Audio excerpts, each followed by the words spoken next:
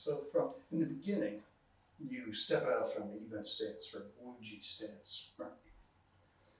So classically, we step out with the left foot first. We shift the weight to the right, empty the right. We shift the weight to the left, empty the right leg, turn the waist and turn the right foot out, pivoting on the heel. We turn the right foot out 45 degrees. We shift the weight onto the right leg, peel off the left foot heel to toe. Step straight out, no farther than we can easily put the foot down and pick it up again. We place the heel down. We roll down on the sole with the toes pointing straight ahead. We shift the weight and sink into the root. In your mind, imagine your weight and energy sinking down into the earth below your feet. So we're not really sinking physically, maybe a quarter of an inch, but mentally rooting, okay? Taking a full step, shift the weight back, turn the waist, turn the left foot out 45 degrees, pivoting on the heel. You see, the foot doesn't turn by itself. In fact, it doesn't really turn at all. It's a wasted turns, okay? Roll down on the sole of the left foot. Heel off the right foot, heel to toe. Step into center. Step out. Hip width distance between the heels. Heel down, sole down, toe point straight ahead. Shift the weight and sink into the root. At the end of the weight shift, you should have approximately 60% of the weight on the front leg and 40% on the back, okay? Shift the weight back, turn the waist, turn the right foot out 45 degrees, shift the weight, empty the left leg, peel the left foot off heel to toe, step to center, step out, heel down, sole down, shift the weight, sink into the root. Okay? There's two things you can do with your hands. One, put them on the lower dantian, or put them on your waist. Putting them on your waist, I think, gives you a little bit better feel for the waist to turning. Because in the Tai Chi-Qigong, the body does not move in pieces. It moves as a coordinated unit. So the waist connects the lower and upper parts of the body. Shift the weight to the left. Turn the waist, turn the right foot out 45 degrees. Shift the weight to the right. Empty the left foot. Peel it off heel to toe. Step out. Keeping hip width distance between the heels. Place your heel down and as though you were walking on ice. Roll down on the sole, gradually shift your weight. We see if the ice is slippery, so we don't go.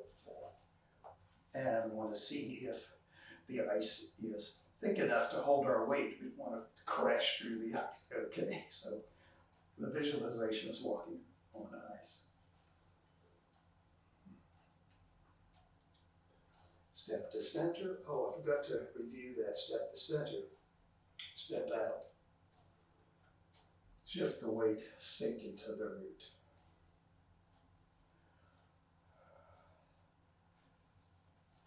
Step to center. Whoops. Step out. Sink into the root. Now notice I emphasize stepping to center. So when we're taking a full step, we do not want to attempt to step straight forward with the rear foot.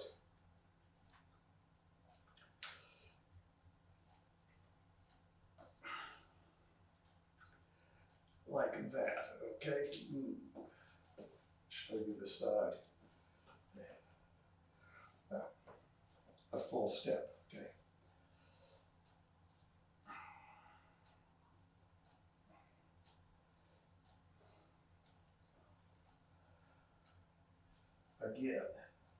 full step without stepping to center.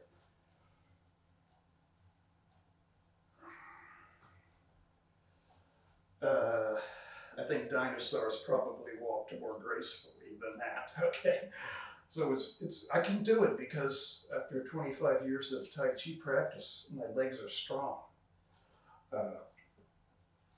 But no, we don't want to move that way because we have to lock everything up in order to be able to step without stepping to center. We lose our balance.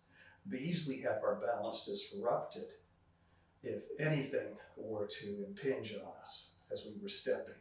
So I want to emphasize in reviewing the stepping here, it's step to center, then step back. See how easy that is? I'm not straining at all.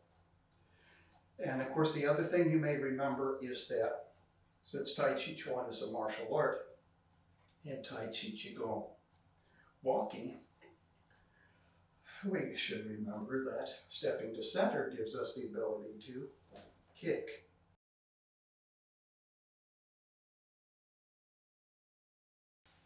Backward.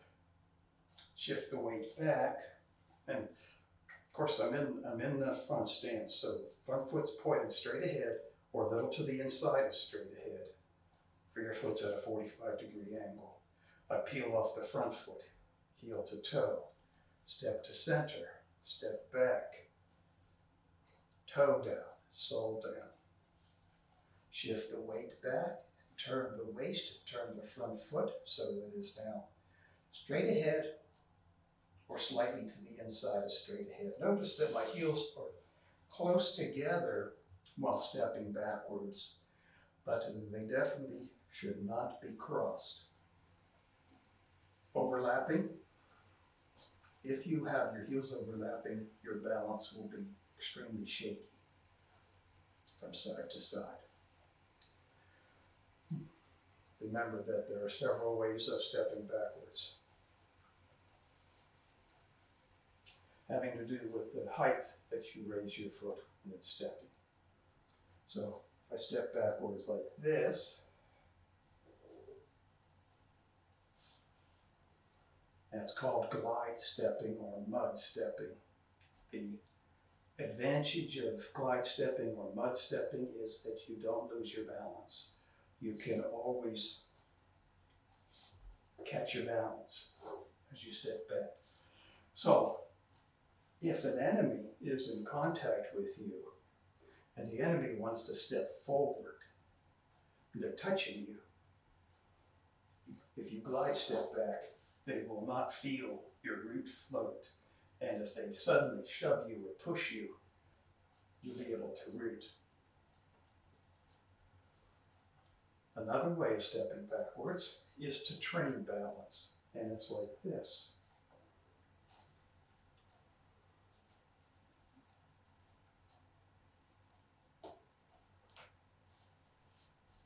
Or even like this.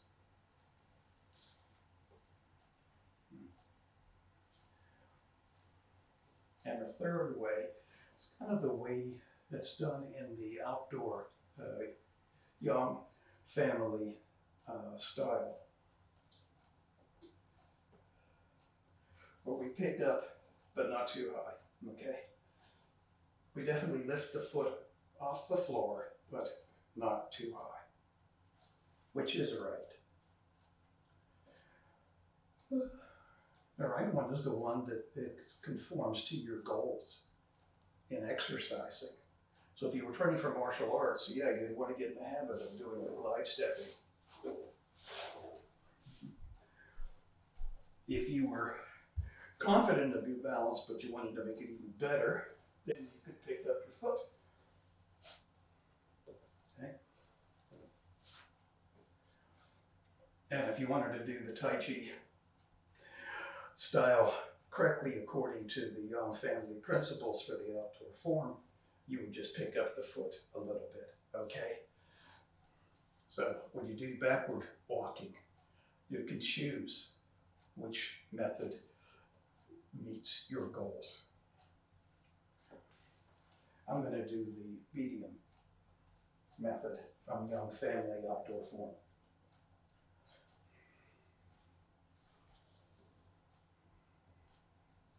Turn the waist, turn the front foot so it points straight ahead.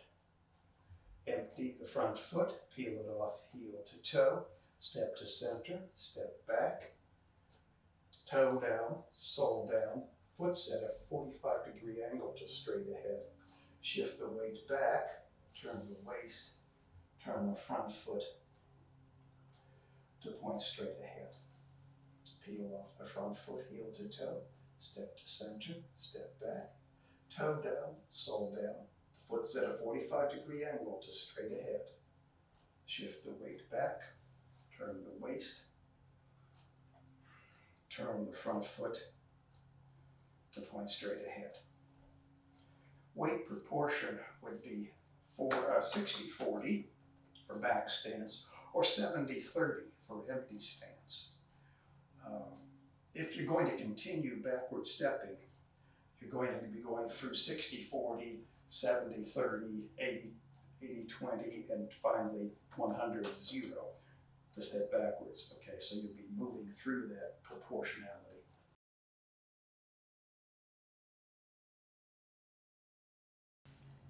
So sideways. Sideways is a good exercise for different muscles in your legs. A lot of late grass cutting going on. Okay. So sitting sideways, you're going to exercise the muscles in the legs and hips on the lateral portions. And the movement that uses sideways stepping in the Tai Chi form is the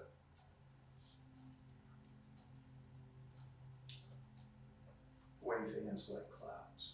Okay. But let's, for the time being, just stay with the feet. And we can do this today, maybe one more time. Again, just the feet, then I'll introduce you to movements of the arms with stepping. Okay, so sideways stepping. I'm going to step that way. I shift the weight to my right leg. I peel off my left foot, heel to toe. I step it out, again, only as far as I can easily pick it up and put it down again. So just like with the forward stepping, I do not want to crash into my landing, okay? I want to be able to have the balance at all times. So peel off, step out, and the front inside edge of the foot's going to touch down first, and the whole inside edge. Then we're going to roll flat on the sole.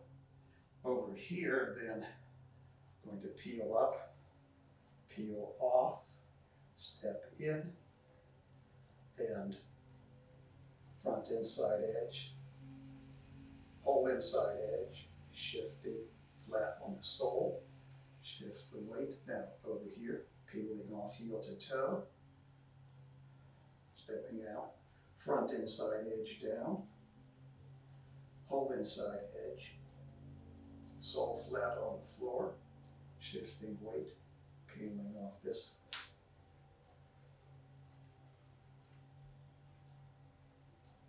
I want to try to make the steps uniform. And I remember a couple of weeks ago someone asked the question, well, how do we do that with making the steps uniform?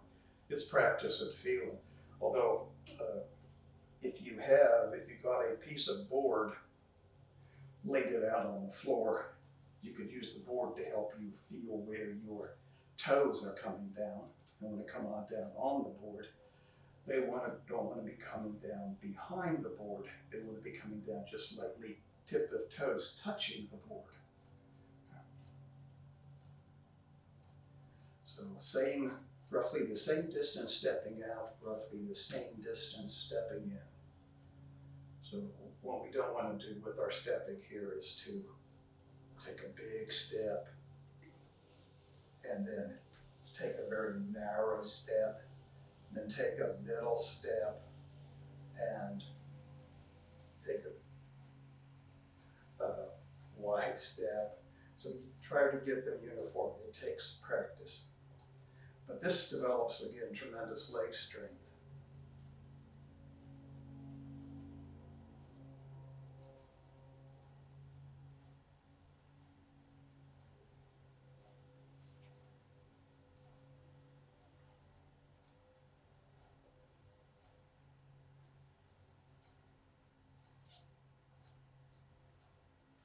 And we can go the other way.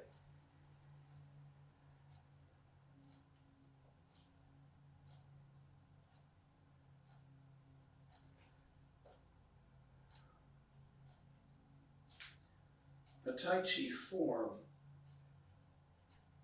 is usually done right-handed, which means our stepping would be going only one way, that way.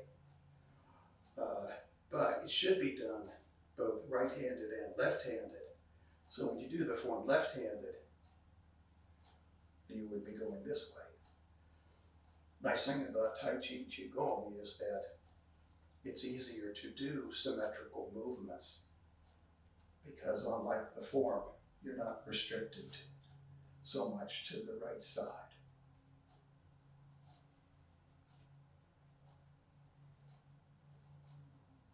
This actually gets easier when you can add the hands. I mean, physically it gets easier. Mentally, yeah, it's challenging at first. Okay. And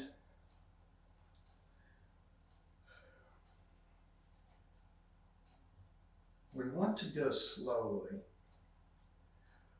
to build up leg strength and balance. And also because it can be meditative. If we go slowly, coordinated with breathing, we can make Tai Chi walking meditative. Now, you saw me a little bit ago demonstrate the guide stepping for martial arts. Okay, that's for agility, that's for fighting.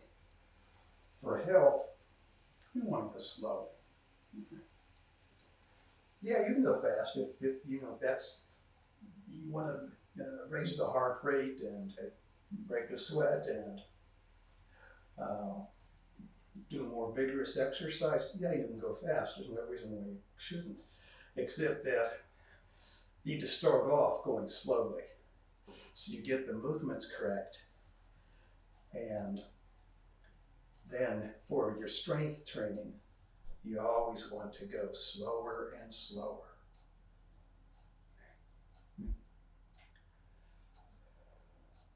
So if we were doing Tai Chi form instead of Tai Chi Qigong, I tell you that there are 3 speeds for Tai Chi form. There's medium speed, which means the long form is done in about 18 to 22 minutes.